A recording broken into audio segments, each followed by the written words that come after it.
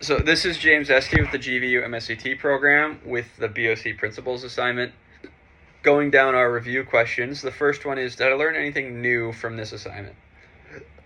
Yes and no. Most of it I knew. And then the rest of it I had hints and pieces of, but didn't know the full picture. The one really new thing that I learned is that we don't actually have any O2 on site. We rely on EMS for that. So what that also means is that we have no hazardous materials besides biohazard and sharps containers. And the other one is I just learned a little bit more about how the rest of the college kind of works with athletic training and sports medicine in general. I learned that the safety protocol is kind of overseen by facility management. There's a safety coordinator for athletics and some of the other buildings on campus, and they oversee and make sure everything is up to regs in our athletic training room. So that was really the new stuff that I learned, so not a lot there. So, moving to question 2, which is, for every no, how would I facilitate improvement and prioritize that to get it to a yes on this sheet? So just going down the list, the first couple in the preliminary questions, our program is not exempt from OSHA regulations. We're subject to those. We're not exempt from Title IX. I don't think we need to be exempt from Title IX. And then we're not exempt from ADA requirements. So I don't believe that switching to a yes on any of those would be necessarily a good thing. So leaving those as no, and I don't really think there should be a reason we should come and be yes for that. But moving down from that, so first up, ADA requirements. We are not in compliance because we are missing door assists. So prioritization for that would just be, that'd be more of a facilities question. Be hey, we need to be ADA compliant. We need this on our doors, which for us is just that we don't have any door assists. So we don't have any, our doors aren't electric. We would need to get an electric door button installed to basically be compliant with that. That would be the easiest way to do that and probably the cheapest as well. So moving down, mostly yeses for us, which was good. Moving to the cleaning and disinfecting section. So on the PDF that I'll turn in with this, for whatever reason, I could not get this to be correct. It's if you look at the hand washing, hand hygiene, and cleaning disinfectant, they're the same, and I couldn't get them to, I couldn't get it to say the right thing for cleaning disinfectant. I went in and retyped stuff, and it would still come out with the wrong thing. So I will just go through that right now to kind of make up for that. So the first one, appropriate and adequate supplies are available and properly handled for patient cares.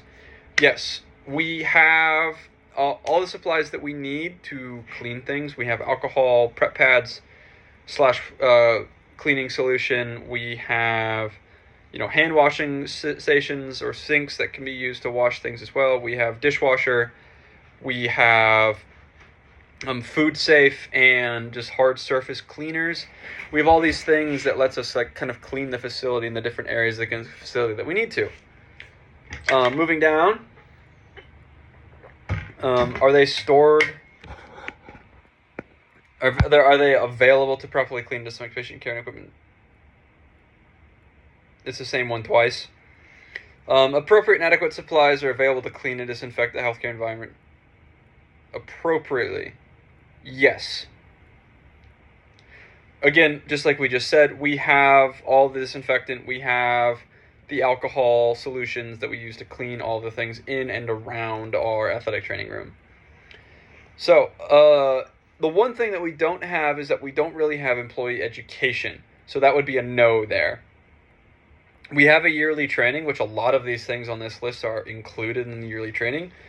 So that's why a lot of them just say include in the yearly training. That yearly training goes over a lot. It goes over bloodborne pathogen. It goes over just general safety hazards, including wet floors and tripping hazards. It goes over HIPAA-FERPA compliance. It goes over all these things, but one of the things that's not in there is cleaning and disinfecting of surfaces. So that would not be in there, and that would be a simple fix. Is just that would be a discussion with human resources, is who runs our yearly training, and be like, hey, we need to include cleaning and disinfecting. We need to make that a section in this yearly training for employees at Grinnell College. And then evidence of the above communication, that would, since it would be included with the communication along with the training, it would then, that would automatically be included in the certification that employees get once they complete that training. And then just like all the other certs that this assignment says in there, it's all the same certification that is then documented into the college's system, and then they know who has and has not completed this training. So keeping going. Yep, open-toed shoe policy is included in the yearly training. Electrical safety is included in the yearly training. Walking and working surfaces, that's included in the yearly training. Patient safety is not included in that yearly training. However, that is included in the yearly meeting with the sports medicine staff. The reporting adverse medical events is in the yearly training. So, moving on to the next no. MSDS are properly displayed within the facility. No. We have our little corner where our sharps and biohazard bag is. However, they're kind of like off in the corner. If you don't really know where they are, you might miss them. So we don't have like proper signage for where these things are. You know, unless you've been told where they are, you probably don't know where they are. So easy fix there, we could simply just print out just signs of like, hey, biohazard is over here. Or we could also move them to a more visible location and put those signs above them. So that way it's like, hey, they're right here. You now can't miss them. So that would be printing out new signs. That could be ordering, you know, more like hard signs, you know, the more traditional hard plastic signs. And something like that would be talking, either including in the athletic training budget or talking with facility management to get that proper equipment put in place. And that is all the no's that I have for this assignment. So mostly yeses, which was nice. So my next question is how might I use this assessment in the future as a clinician? For me, that's really easy. Let's say I'm a new athletic trainer at a new facility, or even at a new head athletic trainer, or even just a new athletic trainer at a new facility, and I want to make sure we're up to compliance with all the BOC standards.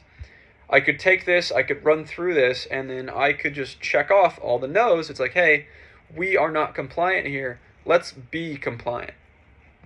You know? And so, like, as a head athletic trainer, that'd be really easy. It's like, as the head of the department, it's like, oh, we're not compliant here, here, here, or here. Let's change those things. Can make that change by communicating with the right people. And then as a new athletic trainer, that would be nice to, like, bring value to myself. It's like, hey, I can bring to light that, like, hey, my new boss, we are not compliant with this, this, and this via BOC standards. We would have a better athletic training facility from a safety standpoint and just a facility principal standpoint if we met these requirements. And then just bring value to myself and then to my organization as an athletic trainer. Thank you.